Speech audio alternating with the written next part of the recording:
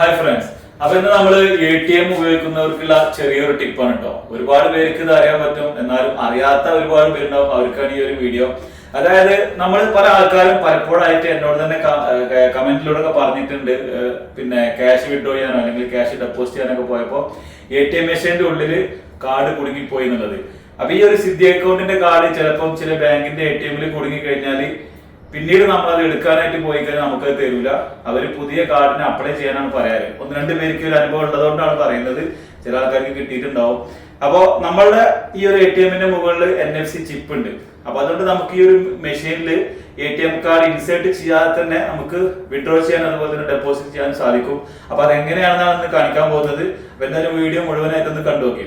എല്ലാ മെഷീനും ഉണ്ടാവും അതുപോലെ NFC റീഡർ. അപ്പൊ നമ്മുടെ കാർഡിന്റെ മുകളിൽ NFC ചിപ്പ് ഉണ്ട്. അപ്പൊ നമ്മൾ കാർഡ് ഇൻസേർട്ട് ചെയ്യാതെ ജസ്റ്റ് ഇതിലൊന്ന് ടാപ്പ് ചെയ്ത് കഴിഞ്ഞാൽ തന്നെ നമുക്ക് ഇവിടെ സ്ക്രീൻ ഓൺ ആയി വന്നു. ഇനി നമുക്ക് കാർഡ് കയ്യിൽ പിടിക്കാം.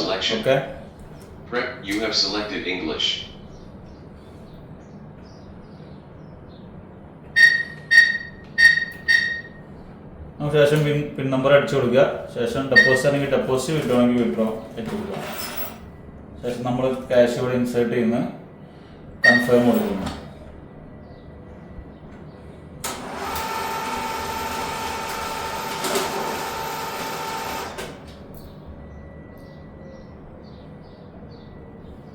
ശേഷം ഇവിടെ ഡെപ്പോസിറ്റ് കൊടുത്തു കഴിഞ്ഞാൽ നമ്മളുടെ അക്കൗണ്ടിലേക്ക് ക്യാഷ് ഡെപ്പോസിറ്റ് ആയി. ഇപ്പോൾ നമ്മളുടെ ATM നമ്മളെ കയ്യിലാണുള്ളത്. അപ്പൊ നമുക്ക് ATM മെഷീനിൽ ഇൻസേർട്ട് ചെയ്യാതെ തന്നെ ഈ ഒരു NFC നമുക്ക് ടാപ്പ് ചെയ്തുകൊണ്ട് പൈസ വിഡ്രോ ചെയ്യാനും ഡെപ്പോസിറ്റ് ചെയ്യാനും സാധിക്കുന്നതാണ്.